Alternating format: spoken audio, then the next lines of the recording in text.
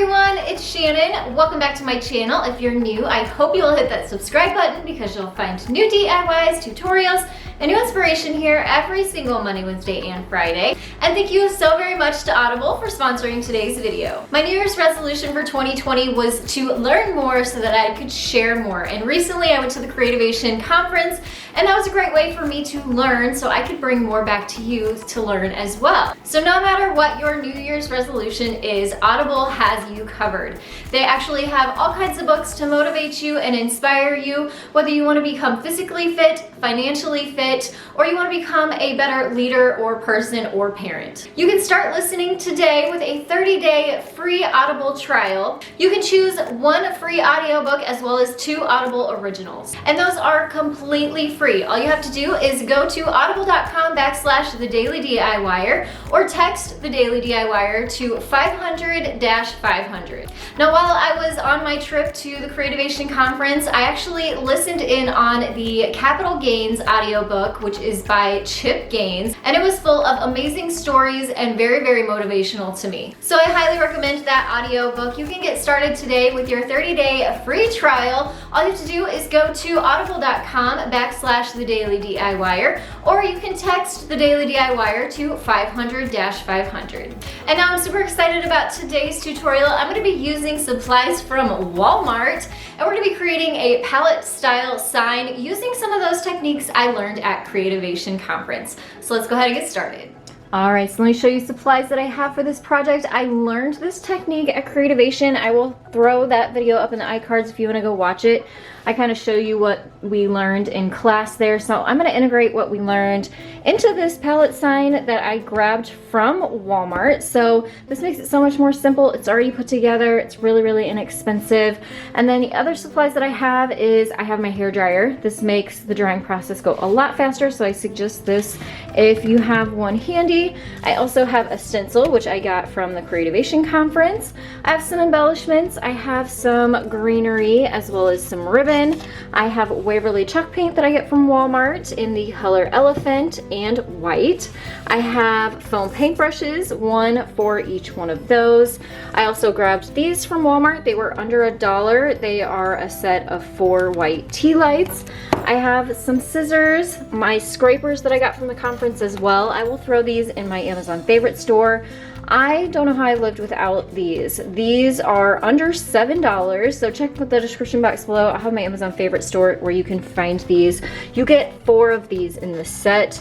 I loved working with those at the conference. I also have my new glue gun, which I will put in my Amazon favorite store too. It is cordless, if you can believe that. Also really, really inexpensive. I'll have that, like I said, in my Amazon favorite store. And my glue guns, the first thing I need to do is get the sticker off my sign, and that way it's all prepped and ready to go for me to paint. I'm gonna give it 1 coat of the elephant gray chalk paint first.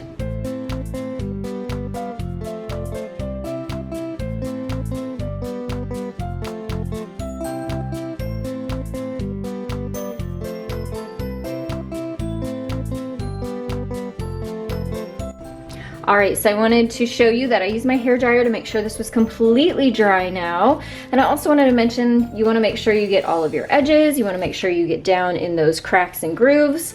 And now this is dry, we can move on to our distressing step, which is so much fun. This is what we learned. This is just a white votive candle from Walmart. You want to make sure you remove the wick, and you just want to make sure you don't use that metal piece that's on the bottom there.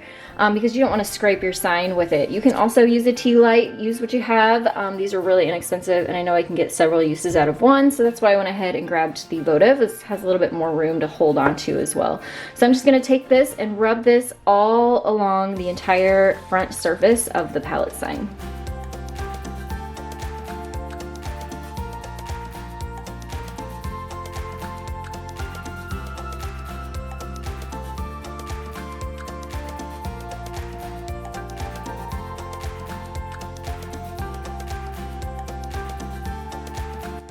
All right, so I have the entire palette surface covered with the wax, and I did want to mention that I added a little bit more where I wanted more distressing, which would be like on the corners and along the edges and around these gaps here. And now we're going to add one coat of the white chalk paint over the entire thing. We're gonna let that tack up. It doesn't have to be super duper dry before we add a second coat of the white chalk paint, and then we're gonna let that dry completely.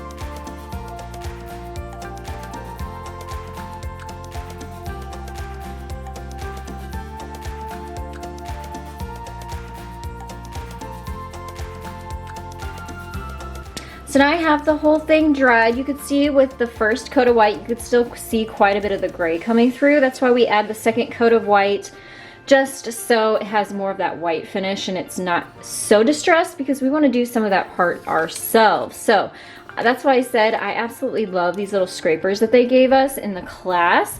Highly recommend them. We're going to be using one of these today. You could use like an old gift card or something too if you wanted to try this technique without these, but these were super duper fun and handy to have. So what I'm gonna do now is take this little scraper and I'll show you sort of more in depth how we're gonna distress this sign more.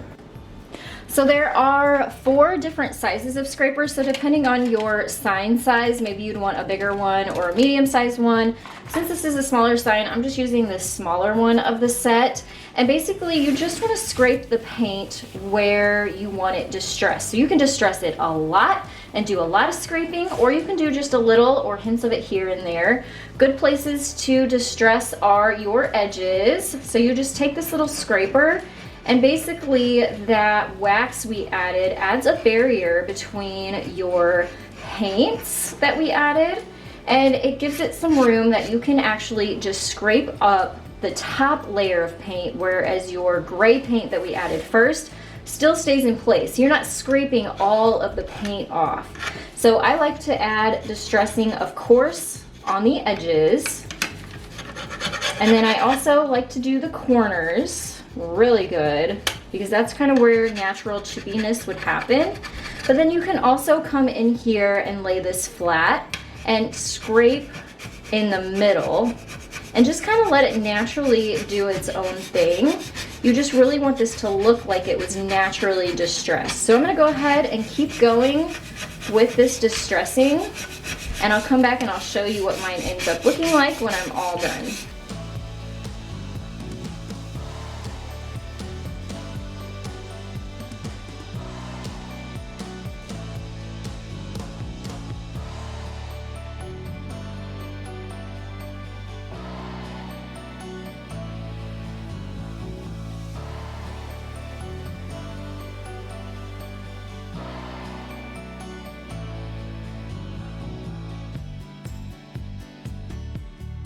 All right, so I did go ahead and wipe my sign down with a rag just to get all of the loose paint off. And now we can stencil. So this is one of the stencils that they gave us at the convention. And if I can find it on Amazon, I'll put it in my Amazon favorite store. If you don't see it in my shop, then know that I wasn't able to find it. But Walmart has stencils. Lots of art stores and craft stores have stencils. It's a great tip to just use a little bit of painter's tape and tape your stencil down. That way it doesn't move as you are stenciling. I'm going to use some more chalk paint. I think I'm going to use my gray actually. We used black in the class, but I think some gray will kind of be a little bit more subtle. So I want to try that. And to stencil, I'm going to use my paintbrush that I had gray paint on. And basically you just wipe a lot of the paint off of your paintbrush. You want to dab some of it off as well. And then you come over to your stencil and you just dab up and down just like this, all over the open areas of your stencil. You can do 1 or 2 coats, it's completely up to you. You just want to make sure you don't have big globs of paint on your paintbrush, because then you're going to be more prone to having paint bleeds, which goes underneath your stencil, and then you don't have nice crisp lines. So I'm just going to go ahead and repeat this all the way through my stencil. before letting it dry, and then I'll peel off the stencil.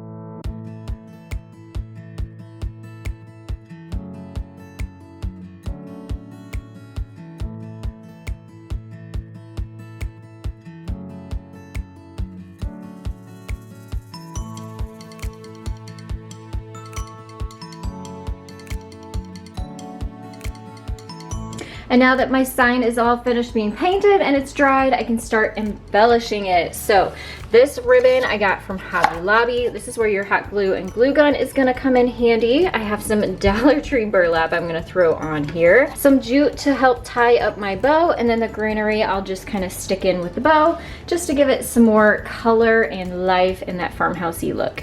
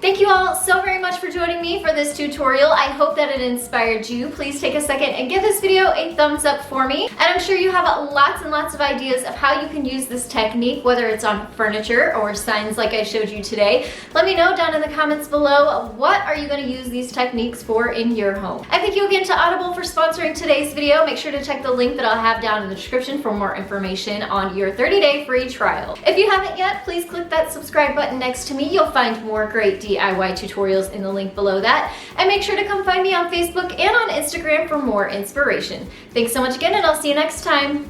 Bye everyone.